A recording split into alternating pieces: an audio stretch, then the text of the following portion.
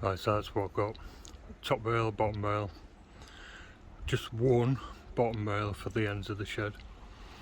I'm going to have to put a piece of deck board under here, or put all this deck board in, one or the other, but I want the shiplap to go down. Like I said, I've broken the floor up because I don't want water to run in under the shed, and I've cut just one of these rails, you know, for the ends, because the top's going to be sloping. The tops of these walls, if you buy a shed, they're probably just cut square. That one's square and then the tops lean on, which means you get a little wedge gap, but I might have done that. But I'm going to cut them at an angle. I know my base is square, so I've just laid them out on there. That's just 30mm. It's only 30mm lower, like that. So 30mm lower at that side. So I'll put a pencil mark at that angle. And I'll cut all my studs, all my uprights at the top at that angle.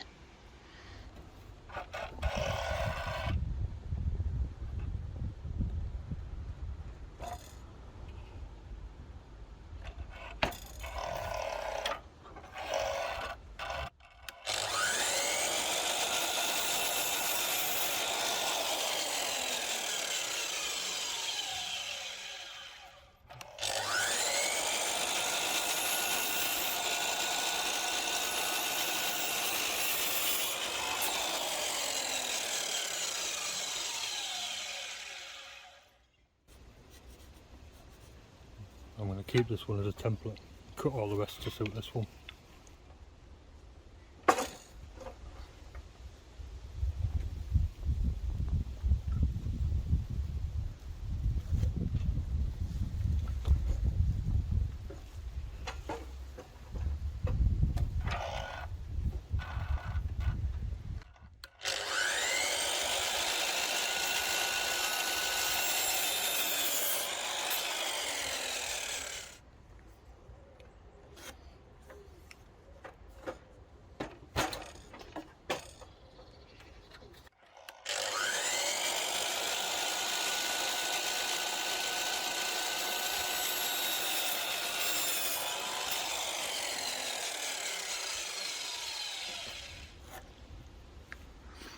When I'm cutting these, I'm cutting the pencil line out because my marked piece is the pencil line width longer than this, if that makes sense.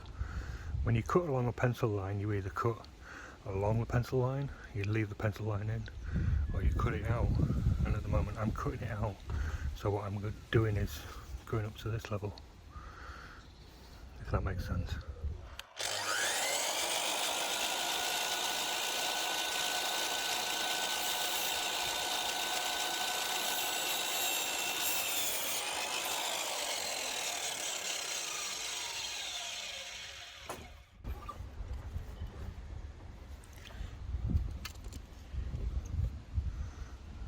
So that, in theory, you know, when I cut the pencil line out, those faces match up then, rather than this piece being the pencil line width.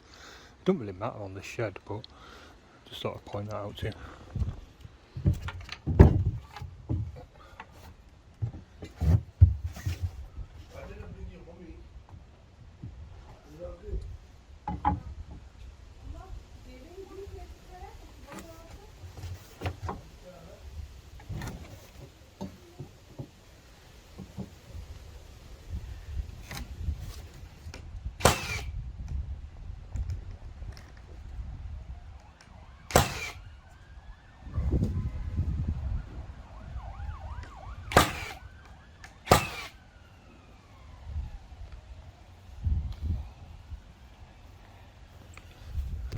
Probably sorting out with my arse there.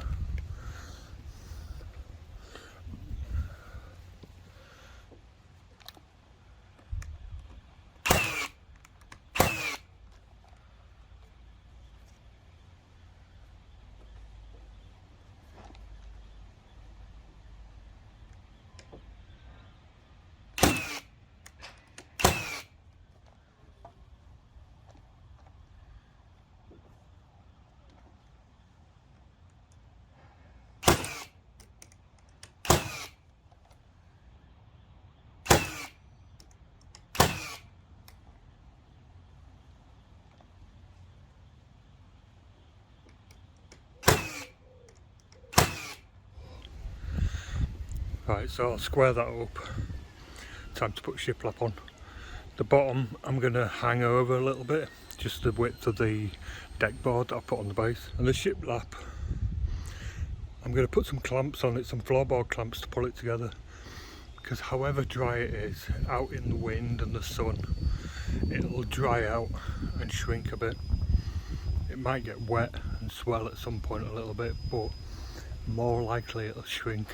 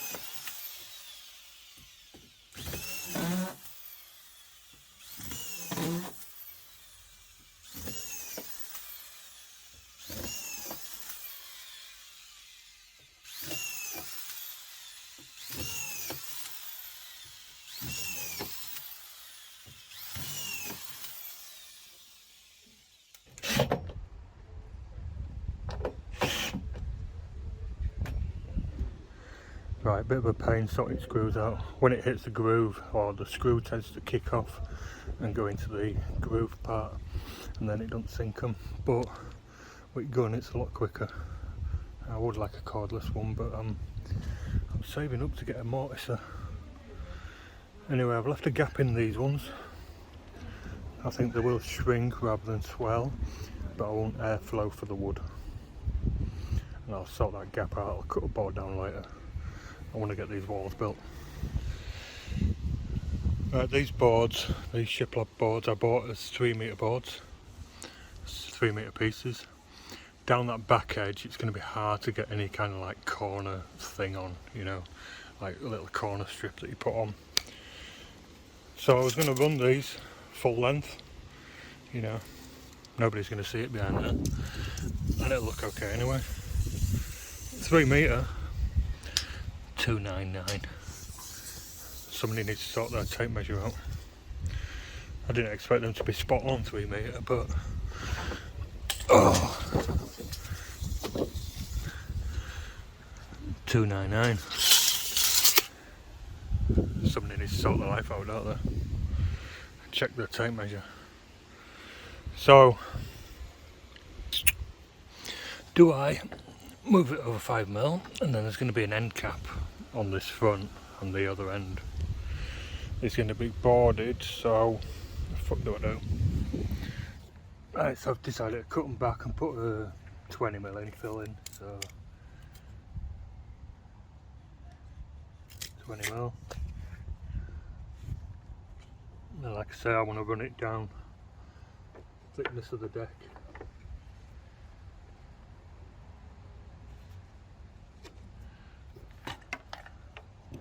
These are about 40mm, 38mm I think they are.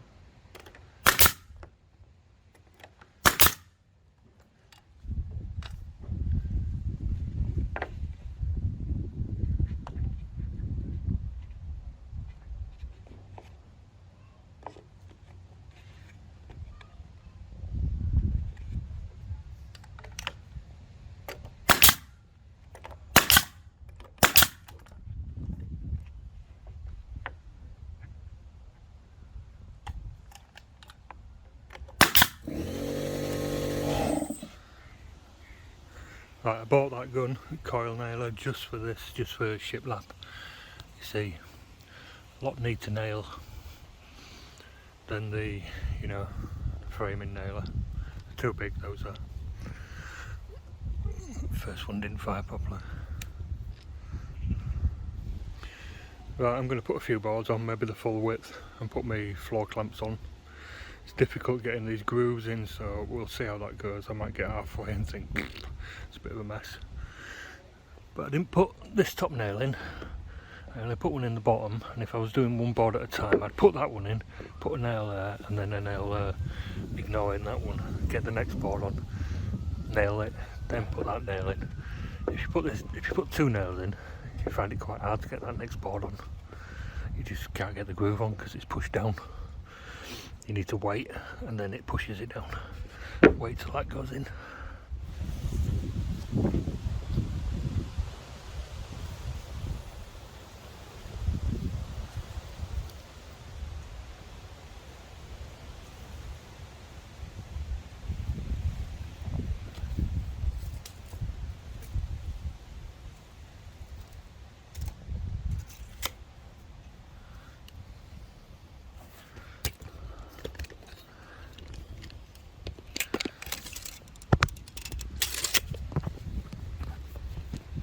You're a prick, Flap. Pain in fucking neck.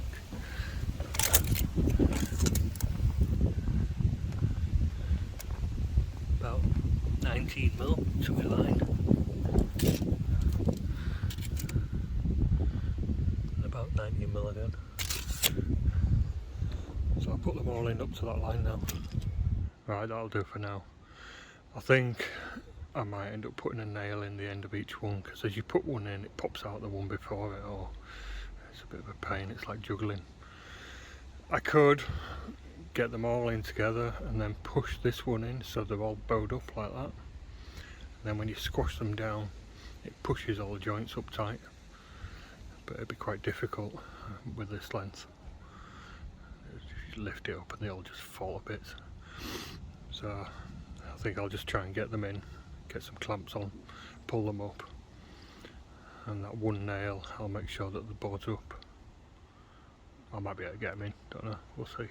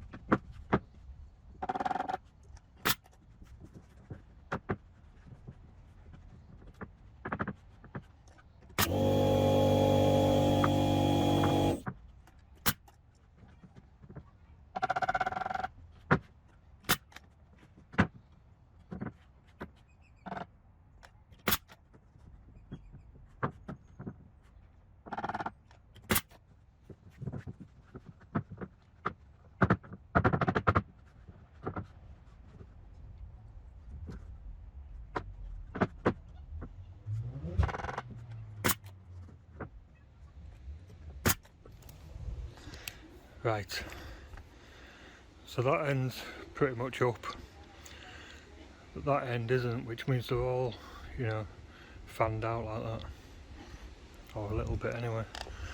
So my square cut ends are slightly stepped, but I'm trusting this point here, and then hopefully when those boards pull round, that, you know, they'll pull in square. You know, hopefully they're going to do that. Right, I'll get a clamp across there. And these clamps, when you put them on, they might pull the board up, you know, pull it up as it's clamping. So I'm going to get my nail gun ready and get a board and stand on it.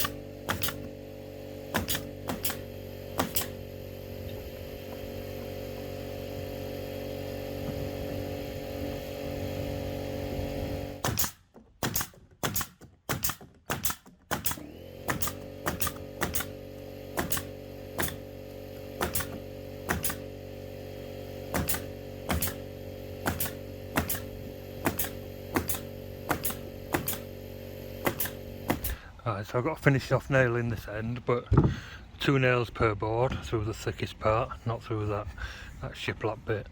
So water's going to run down there and it might run into whatever hole, but it's staying anyway. So 2 nails, stop them cupping. You see the tongue and the groove, it's only 10mm, something like that. These shrink by a little bit, and then they cup. Those joints pop open and then they never go back. You look at some sheds, they'll have boards that do that, gaps in them. So 2 nails per board. Right, so I just put them last couple of boards in. I'm on my own, so I don't know if I'm going to be able to lift this.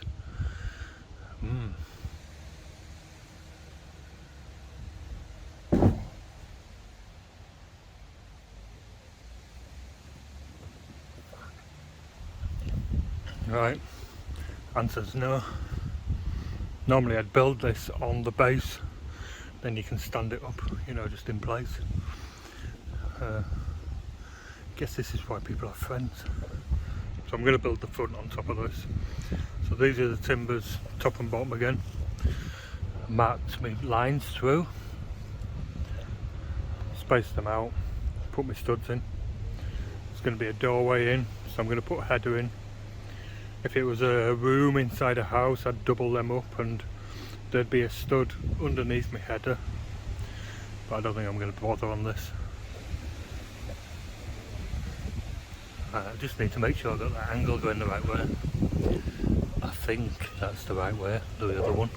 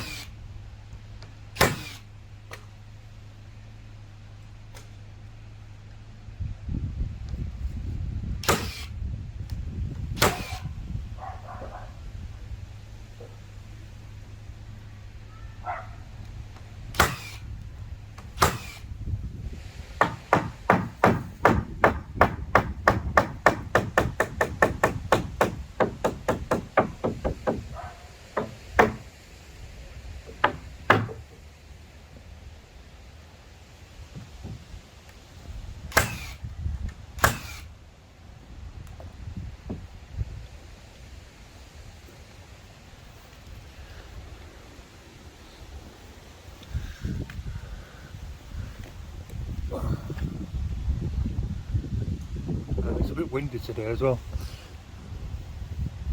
It's a bit windy today, but if you're trying to hit something flush, you know, I want that to be flush with that. Hit it half and half. Automatically stops flush.